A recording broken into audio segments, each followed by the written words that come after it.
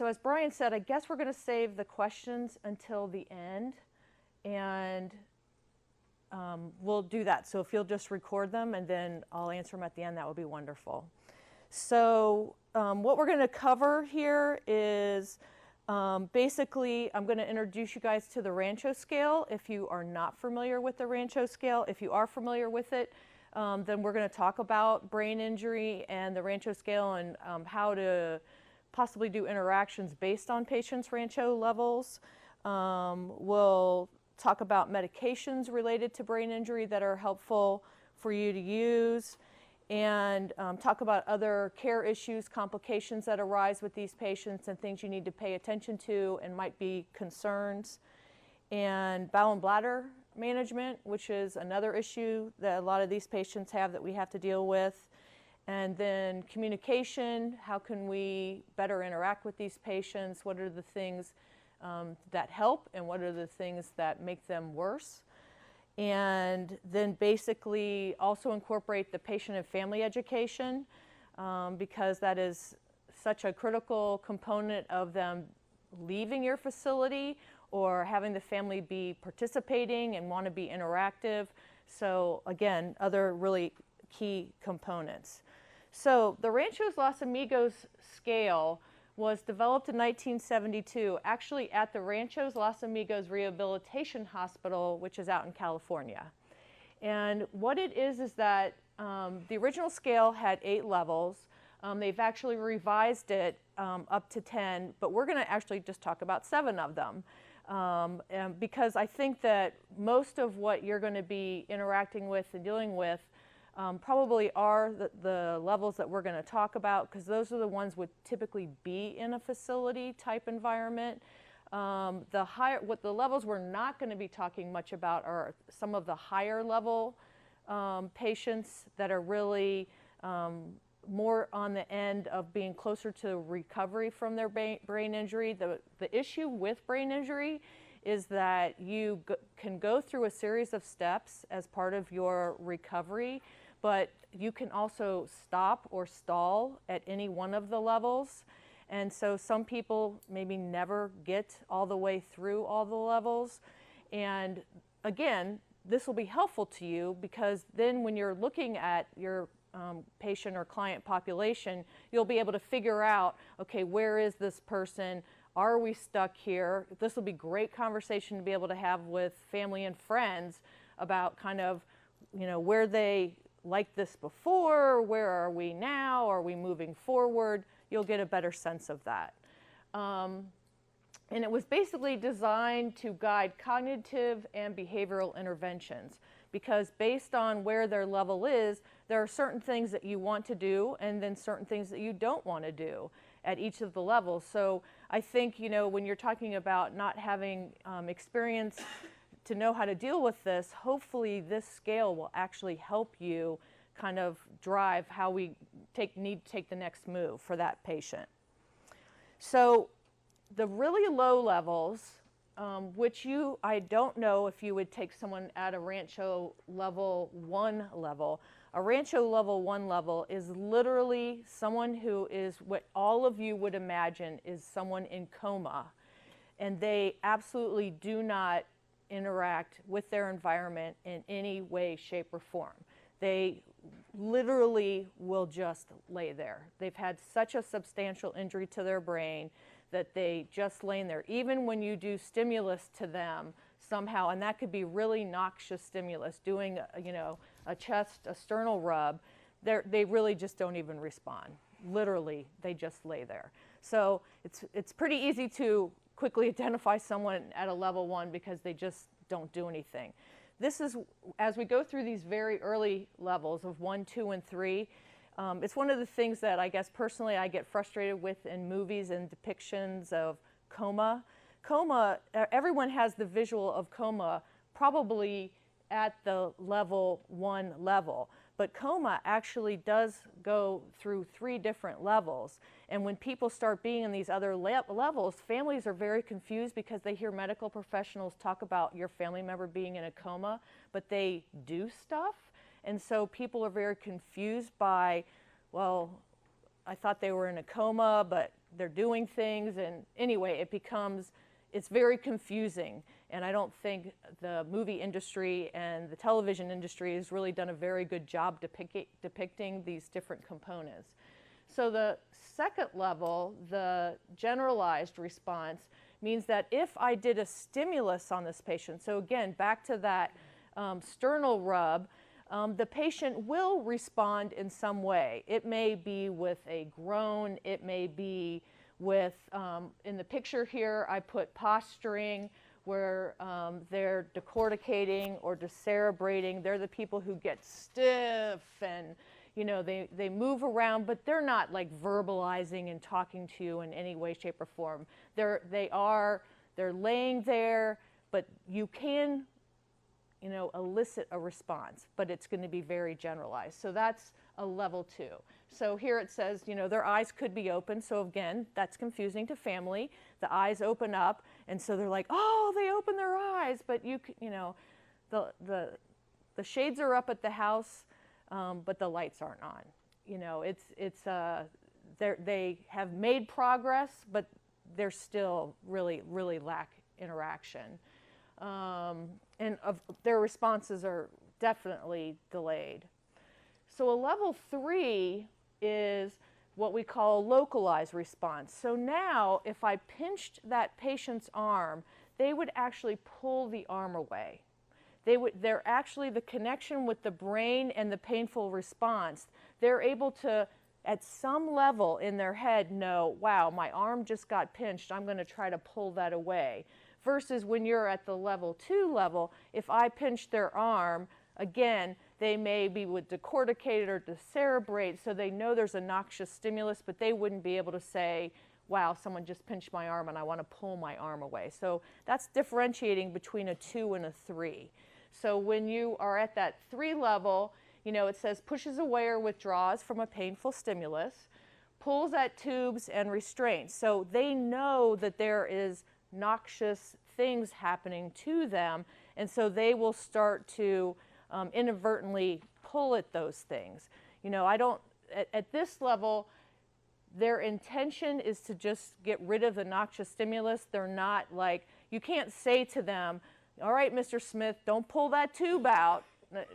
They're not going to be able to do that. You're going to have to put hand mitts on them or cover that tube up some way, because otherwise they're going to try to deal with that noxious stimulus, but you're not going to be able to cognitively say to them, now you need to stop that, because they can't do it. They're not at that level. They'll track objects. So if there is someone or something that they get interest in with their eyes, they will look at that. They'll actually, you know, follow a little bit, but again, there's something there, and it's starting to come to the surface. So there is, you know, a point at which now there is a little bit of a level of awareness, but they're still going to be really grossly unresponsive to you specifically trying to talk to them, etc. They may follow some extremely simple commands. So it may be, you know, something like look over here, and they may try to attempt to look in a particular direction. If you say, we're going to roll you over, try to pull your arm over here, they might try to move an arm. It's, again, very slow response, not going to be at any kind of high level. So that's at the level 3. So for level 4, this is the one that everybody knows. When you have someone that's at a level 4, you're going to know it, because the piece of level 4 is that they are confused and agitated. So they go from laying in the bed, you know, withdrawing, moving, starting to have at some really low level of awareness, to now you pinch their arm and they're going to swing at you. They can start becoming very verbal now. They'll, you know, their speech will start coming back, And it's, I mean, they are what you would kind of think of as being completely in fight or flight. I mean, they are, we call them very easily stimulated at this point. Just opening their eyes is too much stimulation for them. They, as soon as they start seeing the world, like this room has too many people in it. You're all sitting here quietly. You're not like being annoying in any way, shape, or form, but there's too much to look at. We've got bright lights. I'm talking. I might be talking too loud for them. It's one of those kind of things where just being awake is agitating to them. And so, you know, most of what you want to do at this stage is reduce stimulation. So you're going to, this, like I said, these are the stages, and I gave you the little visual of the picture in the corner here, because what's going on is that, as you can see, they're very confused by their environment. You know, they're starting to have a level of awareness, but they're not exactly sure what all is happening, and there isn't a lot of ways to be able to tell them that they'll really understand to be able to calm them down. So in the picture, and some of the words that are around this person is that, you know, they can get very sweaty, their pulse will be up, their blood pressure will be up, they're just agitated. I mean, that's really what's the key. So they start having a lot more activity, you know, trying to get out of the bed, not wanting to lay still, more skilled at tube removal, absolutely. Again, they don't like that tube in their nose, they don't like the tube in their stomach, they don't like the tube that's on their bladder, they don't like their condom cath, they don't like their robe. Again, everything is about this kind of activity, because again, it's all just too stimulating for them. They may scream or cry. They have no short-term memory at all. They're unable to cooperate.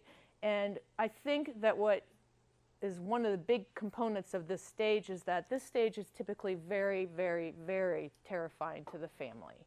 They are just undone by this. I remember numerous patients, one being, you know, the grandmother who was, you know, a very church-going, never said a cuss word in her entire life, kind, sweet, gentle, loving, and she goes through stage 4, and she's cussing like a sailor. She is trying to rip her clothes off. She's exposing herself. She might have some sexual inappropriate behavior. Families just are overwhelmed by this, because this is not their mom. This is not the person that they know and love. So the good news is, with medications and some right interventions, we're not going to be able to make this go away. You have to progress through it, but we can treat you in a way that helps minimize the amount of that going on so that it does get better. And again, as I mentioned, we just always hope and pray that this isn't the stage that they get stuck in, because it's not a good stage to get stuck in. And I would tell you that I do think the majority of people will move through this, but there, you know, can be people that stop at this point. So to go to level 5, everyone's relieved by level 5, by the way. Level 5 is the confused, appropriate, and not agitated. So now they're still extremely confused. They're really difficult to manage because they still don't understand what's going on. They're still inappropriate, etc. But what happens now is at least they're not agitated. They're not going to be cussing all the time. They're going to be more calm. They're starting to be able to now follow some direction, be able to be redirected in some ways. But the thing you got to know about level 5s is that if you put them in any kind of stressful situation, they're going to decompensate back to a level 4. So one of the things that I think that people need to understand about the Rancho level is that you can be yes, you are absolutely in a stage 4, a pure stage 4, and that's where you are, or a pure stage 5 or a pure stage 3. You can be at that level, but a lot of time people are moving up towards some 6 behavior when they get in stress, moving down to 4 behavior, and a lot of times it's a little fluid, but you grade people on where they are the majority of the time. But a lot of times I'll tell nursing staff or therapists or whoever I'm working with that if you want to know how to like document that, and of course in electronic documentation this doesn't work very well, but it would be like a 4 with an arrow to 3, because they mostly are 4, but they're still demonstrating some 3 behavior or whatever that looks like. But in electronic documentation we don't get all of that ability, so sometimes you're going to have to free text some of that. So they're calm when they're not being stimulated. They actually are not constantly agitated, so they can have their eyes open, they can be interactive, and things can be calm. They do get agitated with when they have too much stimulus. They have a very short attention span, so they're still someone who is not going to remember a lot. A lot of times when patients start talking about as they progress to higher levels and they start having memories of earlier times, the good news is, and I think this is always good again for the family, is most of the time they don't remember anything through 4. It's at 5 that they start to have some memories. So families will be like, oh my gosh, mom will be so embarrassed, when she realizes what she did. Well, she's going to remember it because you tell her about it, but she isn't going to remember it herself. It's going to be because of the history that you provide to her.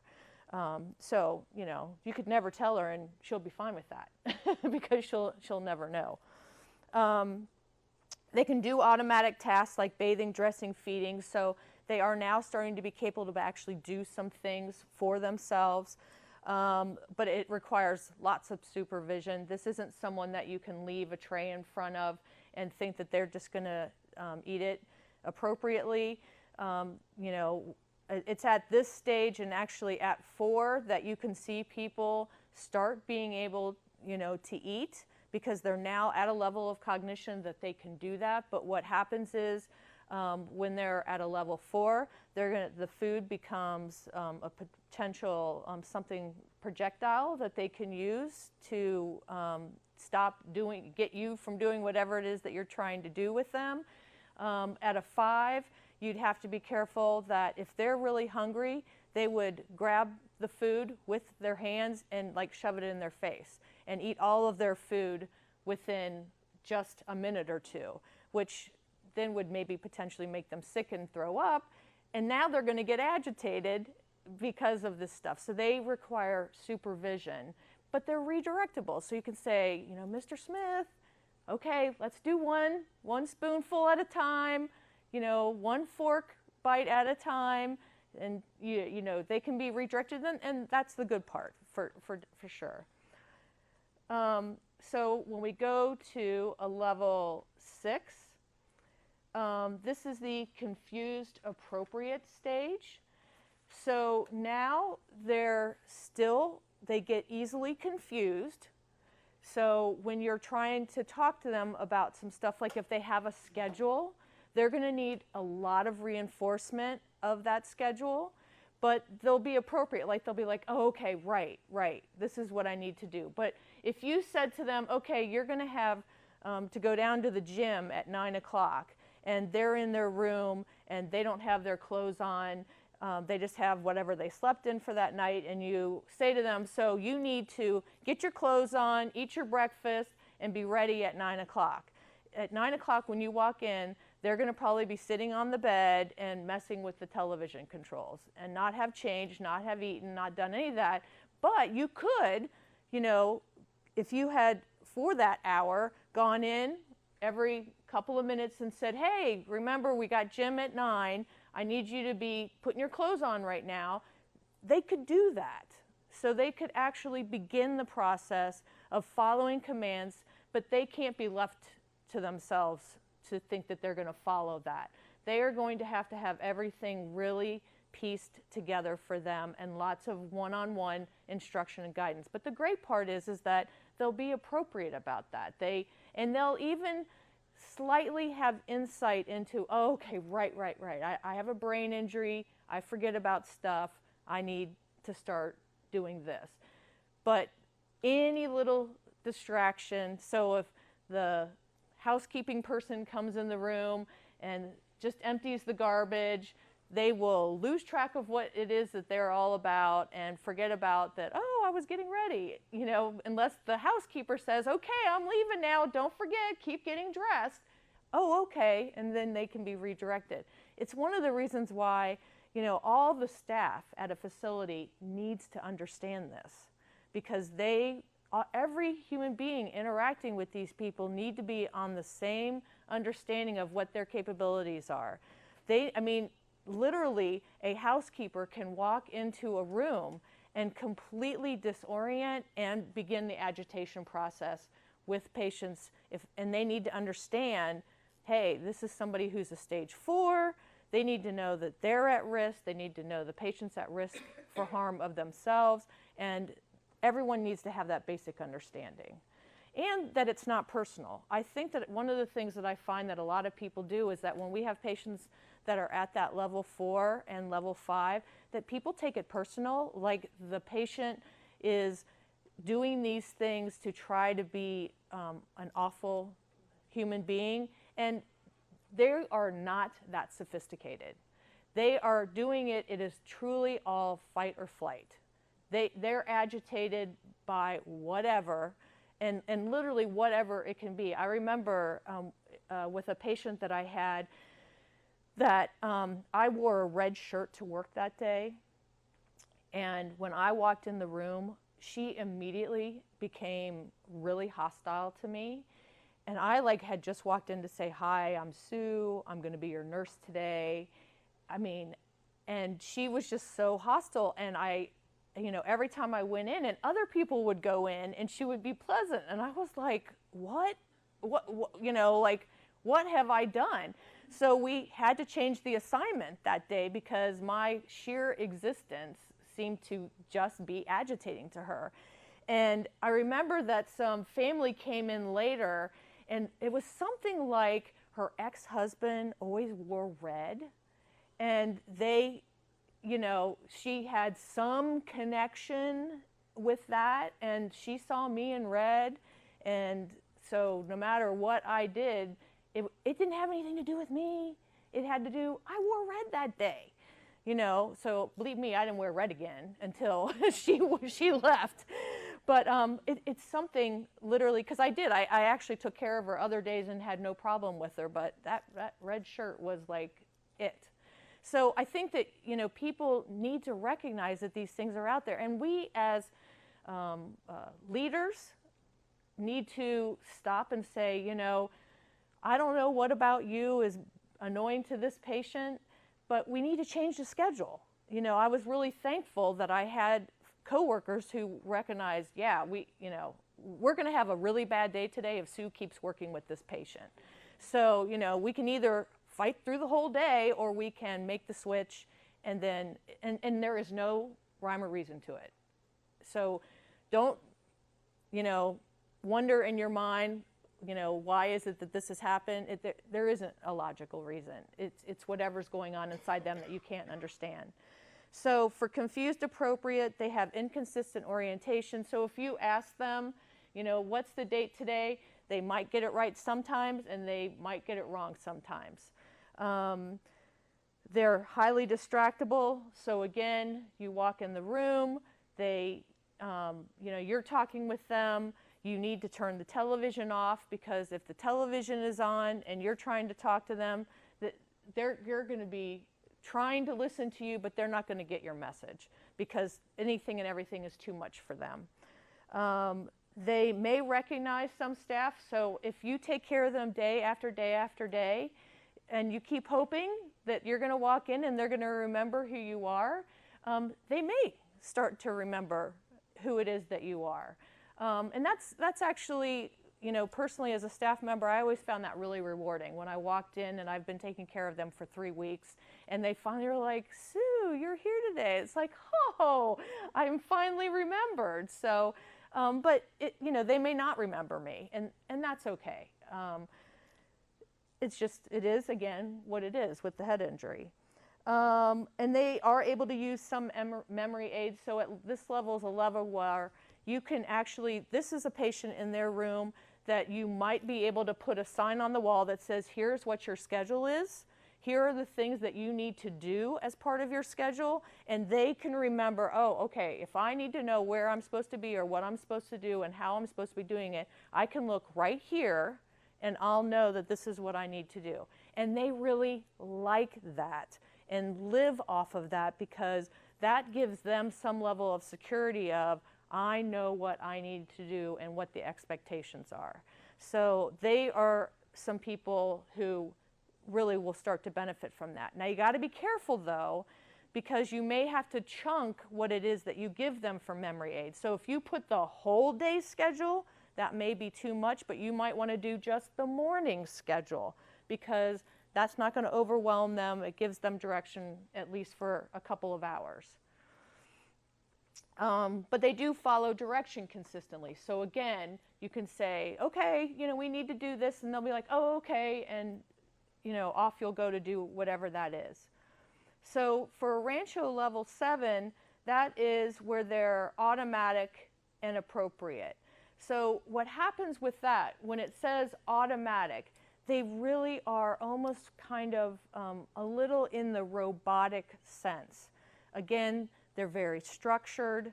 They're going to be the person who they'll get up in the morning. They can set an alarm, or you can come in and say, okay, it's time to get up.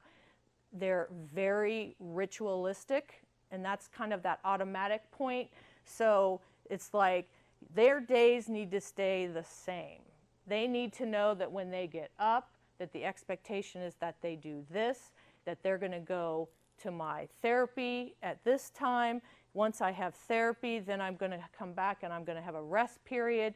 Then I'm going to get up, and now at this point I'm going to start, I go to another session, maybe we're going to do an activity, and then we're going to come back and I'm going to do this. And they can do that kind of schedule.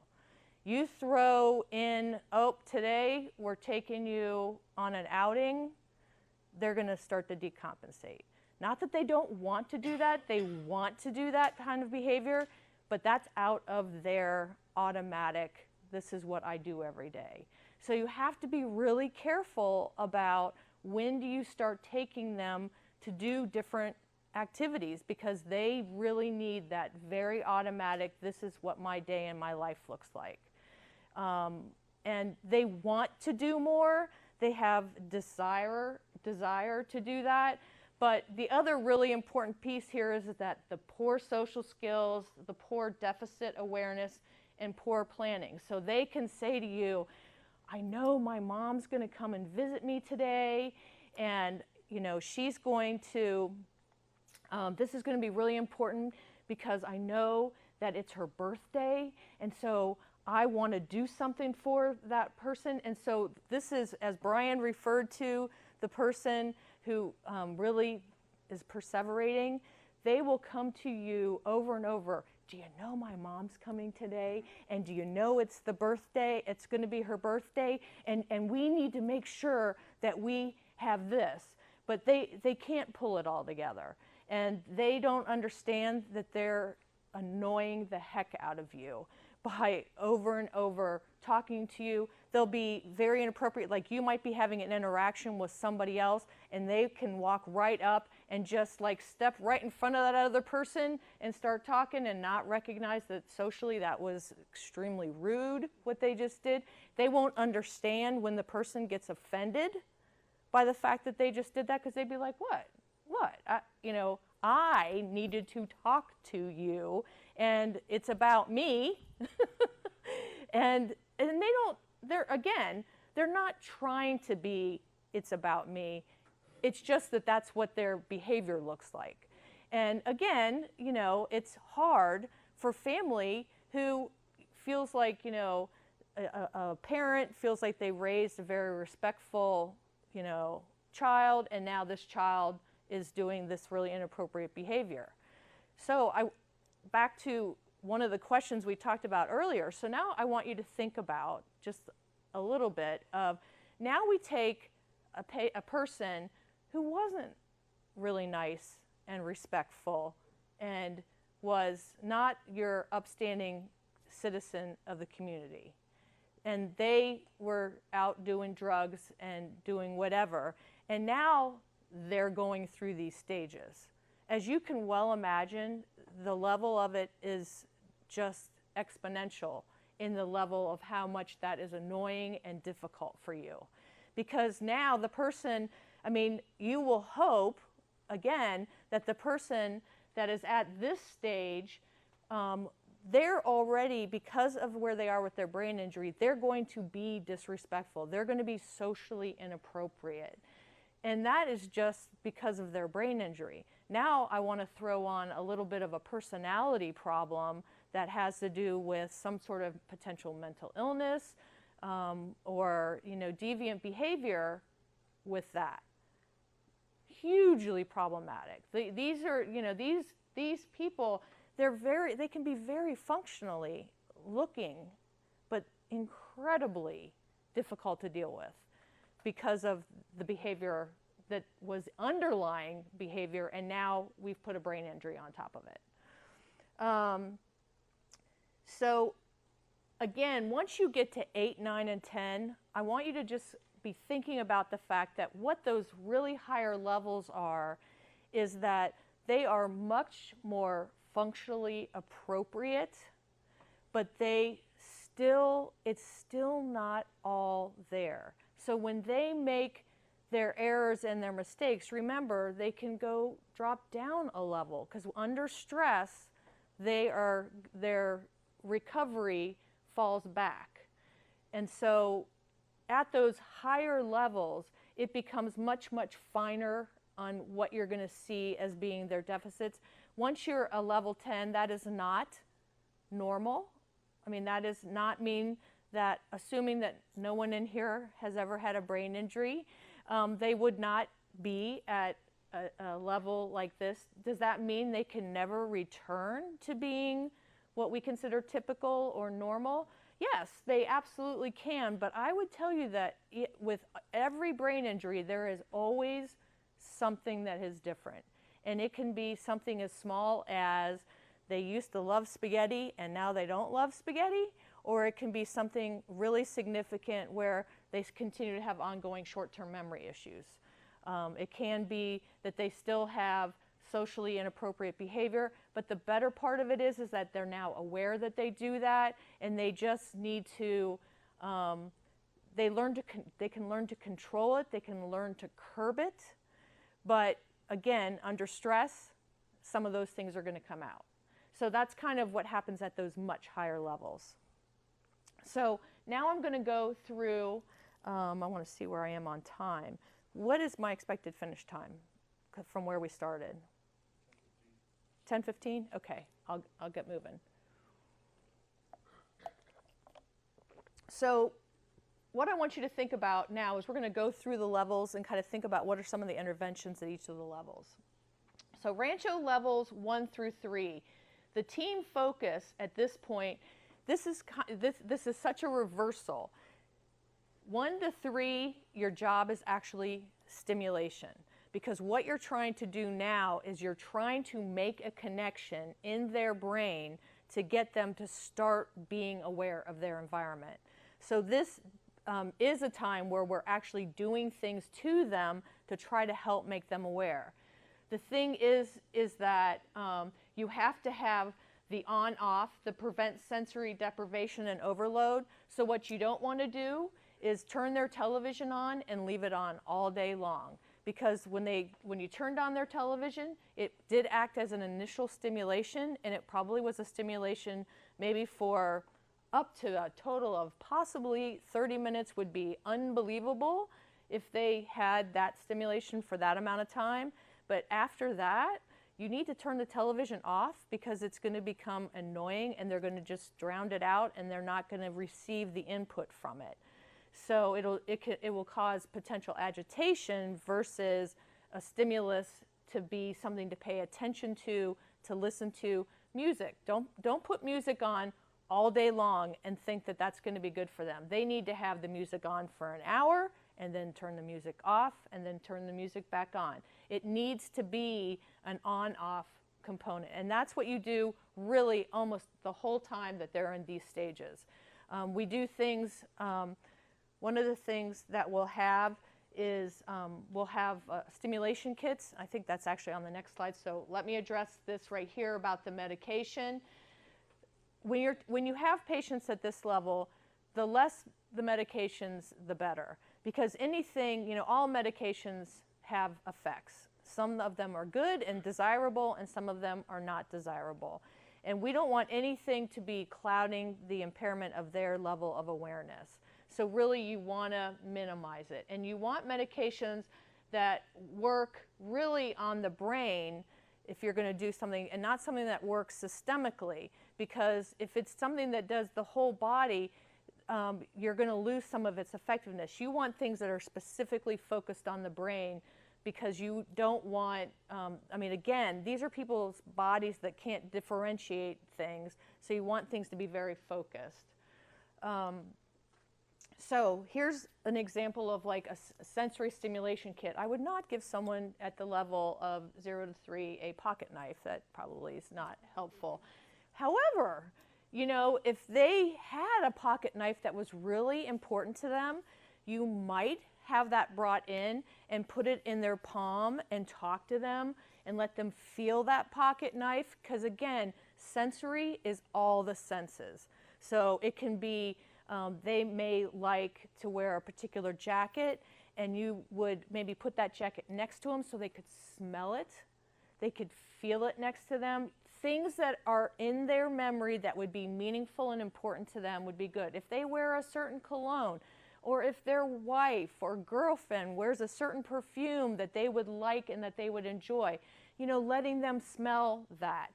All of that to try to get into that brain and get it to come out, that's what we're doing now.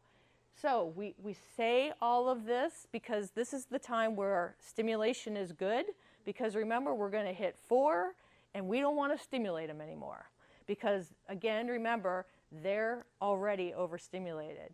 So one of the things to just talk to you about related to medications, the one that I tend to see that we're using a good bit in the hospital environment is using amantadine.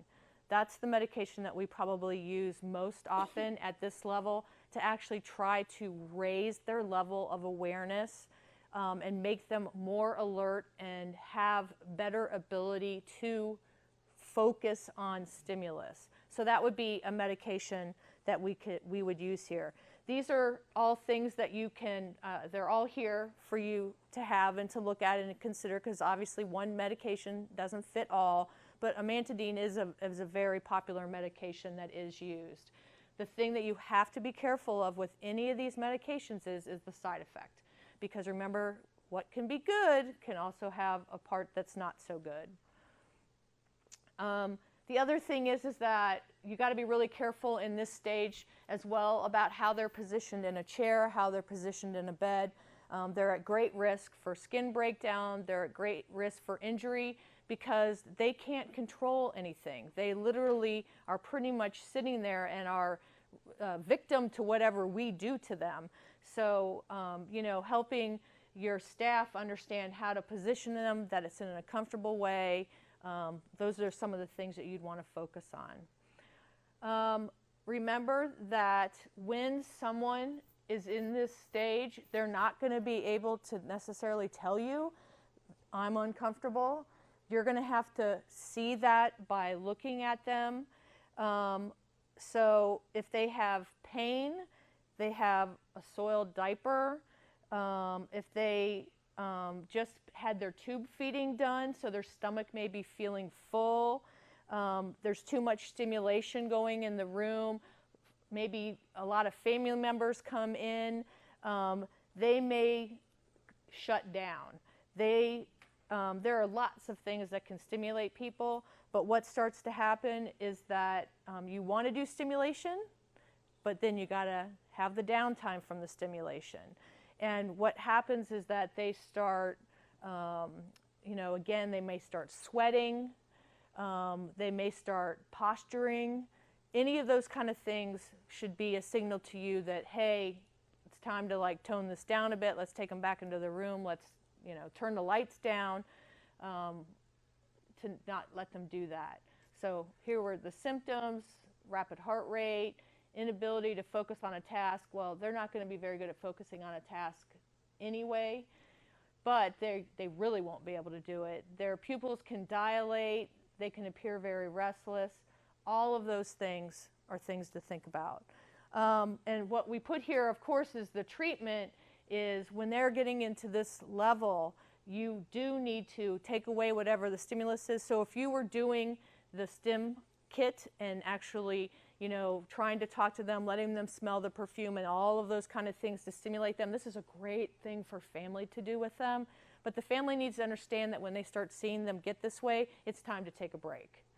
The families love that they have a role and something that they can do, but they got to know when to turn it off. And remember, I put here nursing care is treatment. So if someone has been incontinent and you go in and you're going to clean them up, that is very stimulating. And so you need to be aware that if somebody's already agitated and uncomfortable, you going in and doing that is going to just elevate that more. So again, it's good to kind of couple activities together. A lot of times PT, OT will do therapy together with the patient because the patient can't sustain having a PT session and then an OT session. A lot of times that has to be done together. So here's more about, the positioning piece. I show you this picture because obviously there are a couple things here. When you see the person that's sitting in the wheelchair and they're like that, would you be comfortable sitting like that? Probably not. So you need to think about being able to actually, be positioned well. The other picture of the person with their head off to the side, now physically in the chair, they looked positioned pretty well, but actually just doing this right now is not comfortable for me. And so we, again, want to get their head up. They want to get wheelchairs that have supports to hold their head in. Sometimes they'll have a Velcro strap to actually keep it in place. So again, all of these things are things, because they would be uncomfortable for you or I. One of the things is they can get tone problems and be flaccid. They can go both directions. So when they are flaccid, literally things just hang. So they're going to have, if their right arm is flaccid, it's going to fall off the arm of the wheelchair. It's going to fall off the edge of the bed. And they're not going to be able to bring it back, and it could be very uncomfortable for them. One of the things we always have to be careful of with patients is, particularly with the arms, that their armrests are at the right level when they're sitting here, because if it's too low, literally their arm is going to hang like this, and because they don't have tone, they'll dislocate their shoulders by just sitting up, because it just pulls and pulls and pulls, and there's no tone to hold it back up. So that's one of the reasons why therapists, will make sure that the armrests are at the right level. You don't want it up like this. You don't want it way down low. You want it to be what is really anatomically in a good position. You don't really need to do splinting for these kind of patients because everything is flaccid. If they start to develop tone, then you've got to go in the direction of using splints. So here is what happens when you have issues with spasticity. One of the really effective treatments, and I put this picture of this gentleman because we're seeing, here's a person that can get up and can walk. You can see that this arm is not right and the leg is not right, and it's actually in a bad anatomical position. Well, those are going to be long-term issues for them if a better position. So serial casting, what it does is that, and this is done by therapists, and nursing is typically a support to this, is if someone gets toned for an arm and holds it up like this, if you leave the arm like this, they are going to have terrible problems with this arm. We've got to work at getting that arm stretched out and that wrist out and that hand out, because there's nothing very functional about having an arm, a hand like this. I mean, you're going to have difficulties getting dressed. You're going to have difficulties. I mean, if you get fixed like this, what will happen is that, I mean, when you go to eat, you've lost your right arm on being able to do anything. You'll only have your left side to do it. And so what happens is the therapist will range the joint as much as they can. And it may only be, at first, to get it to this point, they put them in casting to hold it at this point. Typically, it's a cast that's been split, so that, because there's going to be tone here resisting on this. So what they'll do is they'll range it, they'll put their arm in it, maybe just for bedtime. And this will be what they sleep in, and then during the day it comes off. Yes, their arm may go back to this position, but it'll probably stay in this amount of range. So then what they do after several days is that, since the arm is more able to do this location here, they're going to try to range it a little bit further, put new casting that takes it out further. They can literally get an extremity all the way out, hand turned and out, but it takes time. And this is much more functional. Obviously, having your arm straight and your hand out, if they get return in this, they're going to be able to do something with that. They're not going to be able to do a whole lot of anything with an extremity that's fixed like this. So we talked about that.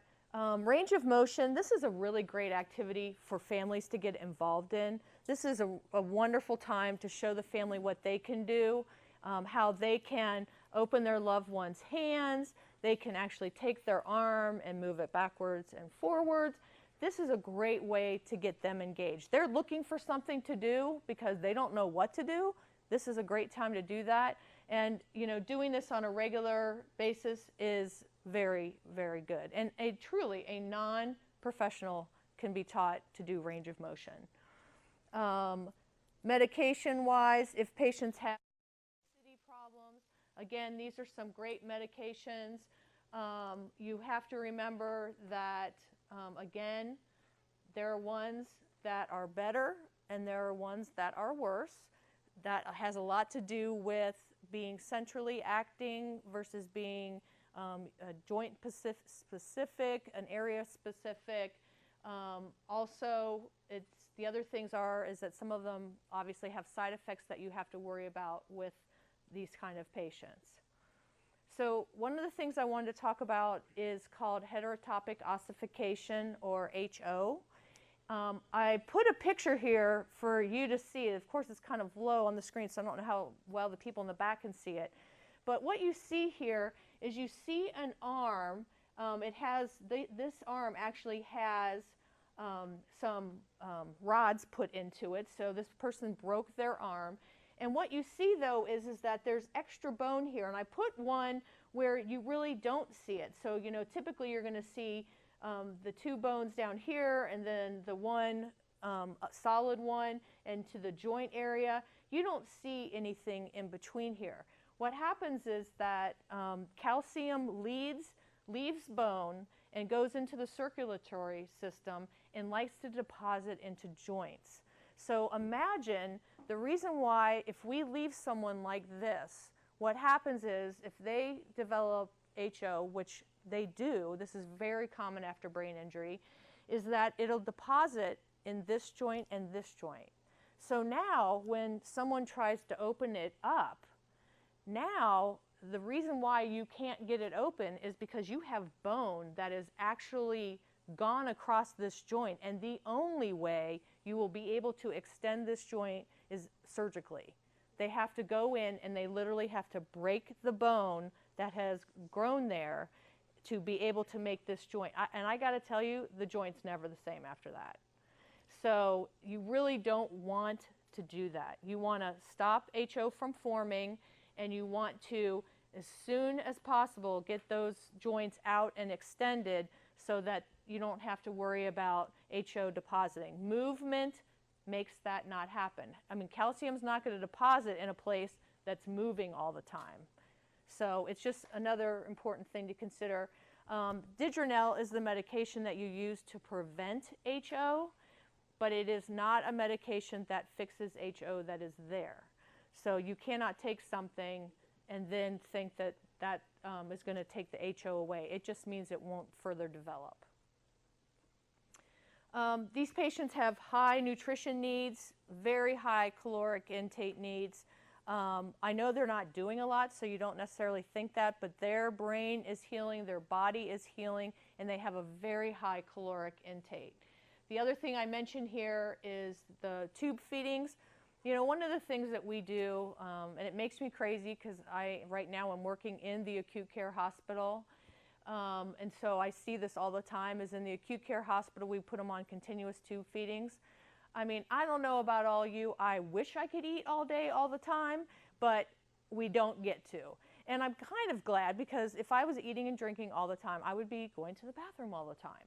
And I mean, if I was constantly doing that, we all know that's reality. What goes in's got to come out. And so when we have them on continuous tube feeding, you're continuously stimulating their gut. You're not going to have them develop an appetite because they're constantly receiving nutrition. So we really should be moving more towards bolus feedings, because bolus feedings is what that is more normal. A lot of times what we'll tell you to do is that if you can't meet their nutritional needs because they have a very high nutritional demand, is that you do the continuous tube feedings at night, and during the day you let them have meals. So that way they get a sense of hunger and you're not having to deal with that. So it's just something that we really should think more about, and it really will help you from a bowel perspective. DVT prophylaxis is something that you should definitely do. Immobility means greater risk for developing blood clots. The thing I wanted to mention about TED hose is that, remember that it says that they can be hot. They can be hot. They must be removed regularly because skin can break down underneath them. One of the things that I find is that we put TED hose on people and they stay on them for an inordinate amount of time. I don't know about you, but I change my socks every day. So, but for whatever reason, we don't seem to change TED hose like we think of them as socks. You got to take them off, got to check the skin underneath, and then you got to put them back on. And they actually need washing occasionally too. Just saying. Orthostatic hypotension. People who have been down in bed for a long time and now you start getting them up, they're going to have problems with their blood pressure, and it's going to be really hard for them. And so you literally, and we don't do you any favors in the acute care hospital. We're trying to get hospitals to be better about early mobilization and getting people up into chairs, but we don't do a good job with that. And believe me, I'm trying to work on that at my institution. But it is one of those things that it's going to take time, and it's typically at places where you guys work that you guys are really much more aggressive about getting them up, getting them out. I praise you for that, because that actually is what's better for the patient. But you got to recognize that if they spent too much time in the hospital, maybe because they were very acutely ill, they're going to have to be adjusted to getting up and getting out. Again, team communication is important because we have to make sure that we've got the family knowing what their role is. We need to be coupling our work together. If PT and OT are going to go in to do some work with these patients, I may need as a nurse to go in at that same time, and we all kind of get some stuff done so that they can have some off time and not be constantly stimulated by all of us. I want to talk about bowel and bladder because this is a very big issue. These are not people who are going to be continent because they're going to go, oh, I don't want to go to the bathroom in bed. They're not at that high a level of being able to understand that. In fact, being able to control where they go to the bathroom is not something that you're going to start seeing until probably a Rancho level 5, 6, that they can do it in an appropriate way. When they feel the urge, their body's going to respond to that, and they're going to go. And you can tell them till the cows come home, please don't go to the bathroom in your bed. Please don't, you know, urinate on the floor. That, if it makes you feel better, great. You can say it all you want, but that is not making a difference in the patient. What we have to do, continence is about doing something at a time that is a decision, it's appropriate, and it's in the appropriate receptacle. That's true continence. And what we need to do is work towards that with this patient population. So obviously barriers to continence are going to be, you know, if you have the 24-hour tube feeding, they're going to probably urinate and have bowel movements all day long, all night long, because their gut's being constantly stimulated. Obviously C. diff, if someone has C. diff, you got to cure the C. diff before you ever think you're going to control their continence, because C. diff just makes you go, and it's horrible. Certain medications can cause problems, as well as their cognition. If they can't cognitively be able to follow some level of command, it's going to be very difficult to control. From a urinary perspective, you're going to have to just control the incontinence, so make it so that they don't break down their skin as a result of it. From a bowel perspective, you do have some abilities to work with the body to help people become continent from a bowel perspective. You got to remember that your body has the gastrocolic reflex, so if you've been feeding them all night long, and you stop,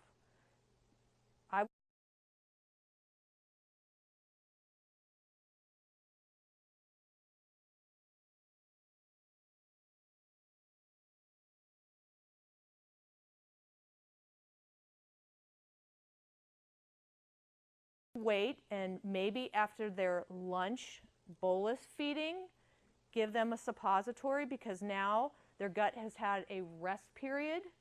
Now you're starting their tube feeding and putting food in. You give them a suppository. The body has this really good gastrocolic reflex at that point, and they will potentially have a bowel movement at that time, because their rectum will have been negatively being stimulated by the suppository. Their stomach will be contracting, the peristalsis will be moving, and they'll have a bowel movement. It's got to have that gut relaxation, though, because to really get that strong reaction. That is kind of continence. This isn't continence, though, about going on the toilet. This is continence about you can kind of predict when they're going to have their bowel movement. So again, I already talked about tube feeding. I've talked about C. diff. Of course, if their stool is really hard, I don't ever find that patients that are on tube feeding that their stool is hard. That does not exist, so you don't have to worry about it at this point. The thing that I do want to mention is continence being on a toilet. Once they get to a stage where they can sit up and they can actually sit on a toilet, you need to move them in that direction. Continence is definitely not leaving them in bed and letting them sit on a bedpan. Patients who are completely with it, if I took all of you right now and said, well, if any of you need to use the restroom, I'm going to give you a bedpan, none of you would like that. It's just not natural. So putting someone on a toilet is definitely the direction we want to move people in, because that, it puts you anatomically in the right position. It helps your stomach be able to do the job it's got to do. So being on the toilet is really important. Bladder, we've talked about having catheters in. You really want to move away from catheters. We all know that the catheters cause infections. What you want to do is more with the external stuff. Do you guys have any access to PureWicks at all? Have you heard all about that? They're a little expensive, but they are finally something that helps with female incontinence.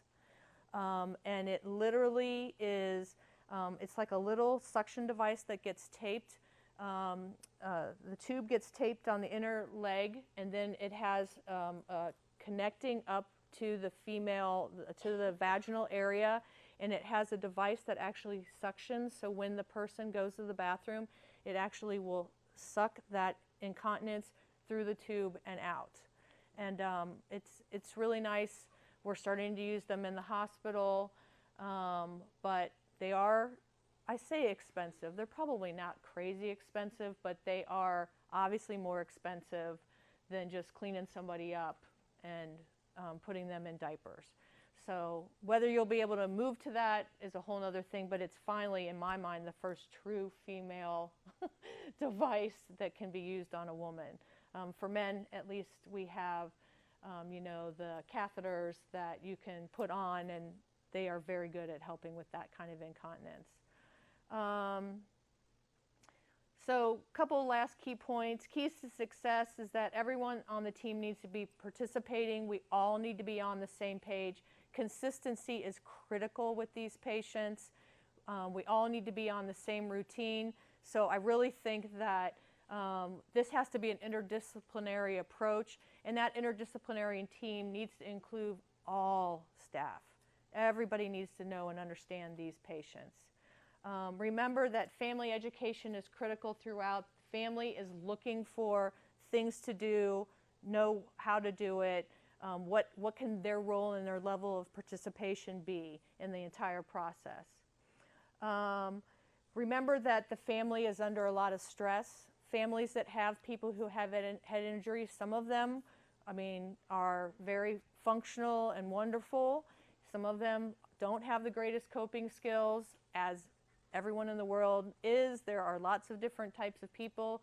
They'll try to split staff. There will be all kinds of issues. We have to be all on the same page. All on the same page, 24 hours a day, 7 days a week. I don't want to go through the next stages because we're out of time,